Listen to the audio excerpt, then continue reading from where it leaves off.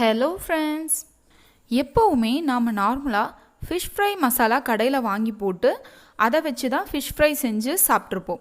ஆனால் இந்த வீடியோவில் ஃபிஷ் ஃப்ரை மசாலா யூஸ் பண்ணாமையே சூப்பராக டேஸ்ட்டாக ஃபிஷ் ஃப்ரை செய்ய போகிறோம். வாங்க செய்யலாம்.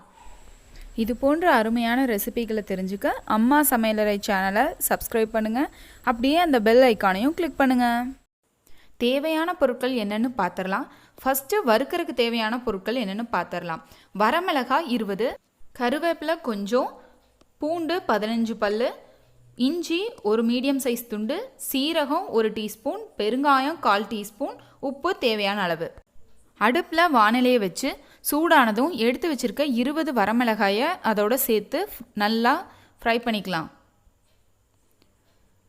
இதோட சீரகம் 1 டீஸ்பூன் சேர்த்திக்கலாம். இது எல்லாமே ஆயில் சேர்க்காமல் ட்ரையாக வறுக்கணும். சீரகம் நல்லா வறுப்படும் போது அதோட கலரில் நல்லா சேஞ்ச் தெரியும். அதை பொறுத்து தான் நம்ம எடுக்கணும். இதோட கருவேப்பிலை கொஞ்சம் எடுத்து வச்சுருக்கோம் இல்லையா, அதையும் சேர்த்திக்கலாம். இது எல்லாத்தையுமே நல்லா ட்ரையாக ஃப்ரை பண்ணி எடுத்துக்கலாம். கருவேப்பிலை ஃபஸ்ட்டே சேர்த்திட்டீங்க அப்படின்னா ஒரு மாதிரி கருகிடும். ஸோ கடைசியாக சேர்த்திக்கலாம். இப்போது மிளகாய் சீரகம் எல்லாம் நல்லாவே வறுவிட்டுருச்சு. இதையை எடுத்து ஒரு பிளேட்டில் ஆற வச்சு மிக்சி ஜாரில் சேர்த்தி அரைக்கணும்.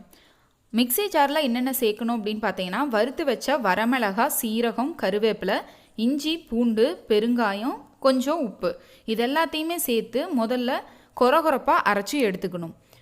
இப்போது அரைக்க தேவையான இன்க்ரீடியன்ஸ் எல்லாத்தையுமே மிக்சி ஜாரில் சேர்த்திட்டேன். இப்போது கொரகொரப்பாக அரைச்சி எடுத்துட்டேன். இதில் தண்ணி கொஞ்சமாக சேர்த்தி இன்னும் நல்லா ஃபைன் பேஸ்ட்டாக அரைச்சி எடுத்துக்கலாம். இப்போ பாருங்கள், நல்லா ஃபைன் பேஸ்ட்டாக அரைச்சி எடுத்தாச்சு. இதை தான் மீனில் அப்ளை பண்ண போகிறோம்.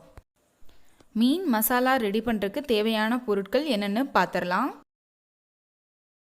2 டீஸ்பூன் ஃபிஷ் ஃப்ரை மசாலா எடுத்துக்க போகிறோம். இது ஒரு ஃப்ளேவருக்காக எடுத்துக்கிறோம். 1 முட்டை அதில் உடச்சி சேர்த்திக்கலாம். இதில் 2 டீஸ்பூன் சோள மாவு கார்ன்ஃப்ளவர் சேர்த்திக்கலாம். இதோட அரைச்சி வச்ச அந்த மிளகாய் பேஸ்ட்டு அதையும் சேர்த்திக்கலாம். இதோட கொஞ்சமாக மஞ்சத்தூள், இது எல்லாத்தையுமே இப்போது நல்லா மிக்ஸ் பண்ணி விட்டுக்கோங்க. நம்ம அரைச்ச விழுதுலேயே உப்பு இருக்குது அப்படிங்கிறதுனால இதில் அதிகமாக போட தேவையில்லை. சேர்த்த சோள மாவு எதுலேயுமே எந்த கட்டியும் இல்லாமல் நல்லா கலக்கி விட்டுக்கோங்க. இப்போது வாஷ் பண்ணி எடுத்து வச்சுருக்க மீனை அதோட சேர்த்திக்கலாம். மீனை நல்லா அந்த மசாலாவோட மிக்ஸ் பண்ணிக்கலாம். மீனோட எல்லா பீஸ்லேயுமே அந்த மசாலா ஸ்ப்ரெட் ஆகிற அளவுக்கு நல்லா மிக்ஸ் பண்ணிக்கோங்க. இப்போது மீனை மசாலாவோட நல்லா மிக்ஸ் பண்ணியாச்சு. இதில் எக்ஸஸாக வர மசாலாவை தனியாக எடுத்து வச்சுக்கோங்க. இப்போது அந்த மீன் எல்லாத்தையுமே நல்லா ஒரு பெரிய அகலமான பாத்திரத்தில் ஸ்ப்ரெட் பண்ணி வெயிலில் ஒரு 1/2 hour காய வைக்கணும். அப்போது தான் மசாலா எல்லாமே மீனில் நல்லாவே ஒட்டும், டேஸ்ட் இறங்கும். ஒரு வானிலையில் ஆயில் சேர்த்து அதை சூடு பண்ணிக்கலாம். ஆயில் சூடானதுமே எடுத்து வச்சுருக்க மீன் துண்டுகளை இதோட சேர்த்திக்கலாம். சேர்த்து பொரிச்சு எடுத்துக்கலாம். மீன் துண்டுகள் ஒன்றோட ஒன்று சேராமல் நல்லா பிரித்து விட்டு நல்லா வேக விடுங்க. அதோட பபிள்ஸ் ஸ்டார்டிங்கில் நிறையா இருக்கும். கம்மியானதுமே அதை இன்னொரு சைடு திருப்பி போட்டு நல்லா வேக வச்சுக்கோங்க.